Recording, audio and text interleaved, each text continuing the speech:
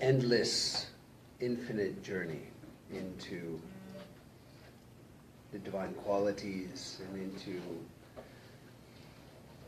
what it might mean to manifest a restored human nature. So as always, we begin in gratitude. We begin in gratitude to the one whose mercy and whose decree allows us to be here. We begin with gratitude for all the events of our lives, the sweet and the bitter, that have somehow, some way contributed to our being able to gather in a safe space. Safe on so many levels and in so many ways. But I think that the most palpable sense of safety that we experience in these gatherings is one another's confidence and protection, that we understand that real transformation can only take place when we are courageous enough and safe enough to be vulnerable, to be real. And this is a safety that we bring into this circle tonight. It's a safety that we protect, and it's a safety that we honor. So we begin Bismillahir Rahmanir Rahim, in the name of God, who is the loving nurturer of all of us in the creation, Ar-Rahman, the ever infinitely compassionate one. Walhamdulillahi Rabbil Alameen, and all praise be to that one who has been known by so many names and in so many languages and through so many theologies and through the honorable and selfless dedication and sacrifice of so many messengers, some of whom we know by name and most of whom we will never know by name.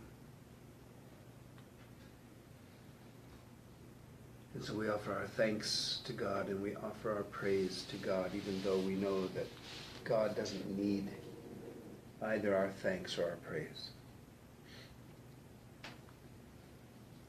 But we offer those things because it is so right to give thanks, and it is so right to offer praise. And we seek refuge in God's forgiveness from all of our own transgressions and mistakes, even those of today. And we seek refuge in God from all of the destructive implications of our actions, even the cars that we drove or whatever we've done that may have some destructive effect upon the creation or other people. We seek refuge in God from the fact that our own hearts contain the capacity to harm and to hurt. We ask God to shield us from those paths of action and to make this transformative journey easy for us, to open a way for us to grow in wisdom and to grow in light and to grow in a more God-centered way. And so we ask God's blessings and God's salutations and God's peace to be upon our beloved Prophet Muhammad al-Mustafa, God's chosen and God's beloved, the one who was sent to seal and to verify what all those prophets and messengers before him brought and taught. For he was sent as Khatam al-Nabiyyin, and the one who was sent is nothing but a mercy to everyone and to everything. Assalamu alaikum. He was sent as nothing illa rahmatan lil alameen. So we ask for God's blessings to be upon this beloved man who himself was a token of God's mercy and God's loving, nurturing love for all of us and for the creation. We ask for God's blessings to be upon his beloved family, who sacrificed everything for the sake of protecting the creation, standing for the vulnerable, standing for the truth of this revelation, standing for the dignity of the Prophet's family, working for the restoration of the community, and sacrificing everything so that this cause might one day come to us. We ask for God's blessings to be upon them all. We ask for God's blessings to be upon all of the righteous and true companions who, very much like the family members of our beloved Prophet, sacrificed everything so that this monotheistic movement and all that is beautiful and noble and good and life-giving about it could grow and prosper and be known and be taught and be learned. We ask for God's blessings to be upon them. We ask for God's blessings tonight to be upon all of the messengers, those whose names we know and those whose names we do not. We ask for God's blessings to be upon their families and upon their communities and their righteous and true companions. Tonight, as we gather in peace, we pray for peace upon this broken and burning world. We ask God to shield all of the innocents from the fires of oppression and war and greed and all of the dehumanizing and violent tendencies that are ripping souls and families and communities apart. We ask for God's peace and God's healing and God's protection to be upon them and to hover over them always. We ask for God to transform the hearts of the people who are perpetrating these evil and terrible deeds.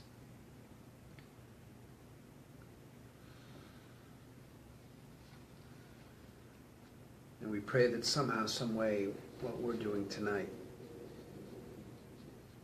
may have an effect upon the larger situation, and that our growth and our learning and our transformation may have a positive and transformative effect upon all of those places and peoples and situations, beginning, of course, with our homes, with our families and with our friends and with ourselves.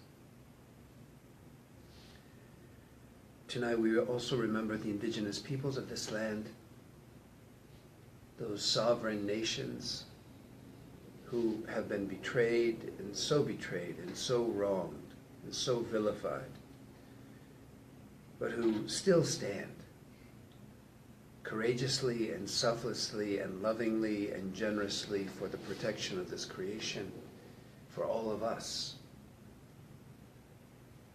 We want to honor those sovereign peoples in this land. We want to seek God's forgiveness for any way in which we may have contributed to their suffering. And we ask them to allow us to stand with them as allies and as people who honor them and honor their ancestors and honor their sovereign claims to this land. And so we ask that what we do tonight will be part of a path that is life-giving and good and wholesome. And so, having honored God and God's messengers and the indigenous peoples of this land, and having remembered those suffering souls all across this planet, including souls who are even right here in our midst, who are suffering from the oppression of domestic violence and coercion and all forms of intimidation and fear and manipulation, we begin, inshallah.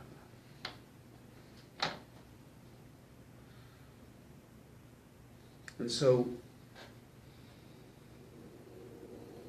tonight we will review our emerging methodology for these nights of contemplating God's most beautiful qualities. And we will review how and why our remembrance and our study and our contemplation of those qualities is so critically instrumental for our own spiritual growth and development and restoration. But before we do that, I just have a few announcements to make. And that is that we thought we had decided that there would be a break in programming after tonight.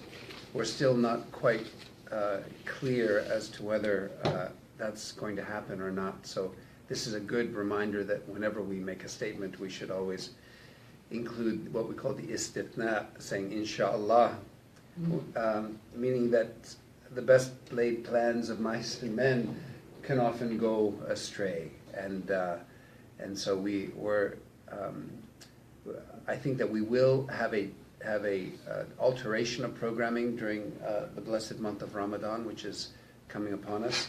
And during Ramadan, for those of you who have the ability during the daytime, for the first 3 Fridays of Ramadan, I'm going to be offering some teaching at the Noor Cultural Center, as I have in previous years. And in previous years, we've done mini courses in the divine attributes, but this year I've decided, in consultation with Samira, the president of Noor, I've decided to do something a little bit different. And so I'm really calling these Ramadan conversations. And they'll take place basically between 12 and 1 on those first 3 Fridays of Ramadan. I would be so delighted to do it on the 4th Friday as well, but the 4th Friday I've been invited to spend with the Canadian Armed Forces chaplains that Friday, and so I think that's a worthy cause and something that I very much want to be responsible for and responsive to. So that 4th Friday, inshallah, I'll be with the Canadian Armed Forces Chaplain School. But I'm calling this just basically food for the journey. Reflections on the restorative spiritual path from Islamic prophetic, philosophical, theological, and spiritual foundations. And essentially what this means is that we're going to have an opportunity to honor and integrate voices that often don't get honored and integrated in the same environment. So the first week, inshallah, God willing, we'll talk about the teleology, or the ultimate purpose and the essential nature of prophetic religion. I'm not sure what happened there, but somebody loves you. no, well, they do. That's my father calling, but he does love me. Hasn't always been clear, but that's the But he has that's compassion. that's the father's love. No, I've never doubted that. So, the first week we'll talk about, from philosophical insights from Al-Farabi, some of these great foundational figures and thinkers within classical Islam. So we'll talk about the teleology and essential nature of religion. We'll talk on the second week, God willing, about the necessary diminishment of the ego as the soul journeys to God. This is a core theme within all the spiritual literature of our tradition, and is something that we need to spend some time just as a community pondering and talking about. Is that ego being egotistical? Oh, hang on. And you'll have to come for the show. What takes You'll have to come for the conversation. And then the third week, we're going to talk about distinguishing between truths with small t and truth with a capital T, and bracing ourselves for surprises on the path. So the first week we'll talk about the teleology, the ultimate purpose, and the essential nature of prophetic religion as a means and not an end. The second week we'll talk about the psychological and spiritual, diminishment of the ego, and why and how mystics and philosophers and theologians, and that as we go through everything from the Quran to the mystics, this is a theme that everyone really agrees on. And then third, the idea of surprises, that we have to be willing to distinguish between truths that we hold and truth with a capital T, that we pray holds us as we make this journey, and we have to be ready for surprises along the path. So that's for the first 3 Fridays of Ramadan, God willing. What date does it start? At Noor. What date Noor. does Ramadan start? This is beginning in May. Does anyone have the dates for Ramadan?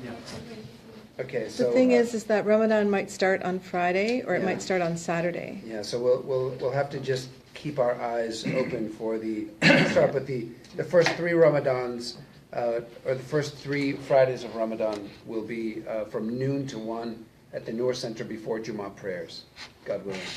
And then the other announcement I wanted to make is that as we approach Ramadan, we're also fast approaching the first anniversary of the passing of our beloved brother Muhammad Ali, who passed away, may God be merciful to him, on the 3rd of June of last year. And so our Light Upon Light on May 19th will be devoted to lessons learned and contemplating and exploring the life and legacy of the People's Champ. So that'll be our Light Upon Light on May 19th when we come for a spiritual discussion, inshallah. Okay, those are the announcements. And so I think what we'll do now is we'll take just a very quick break, switch cameras, and then we'll continue, inshallah. Great.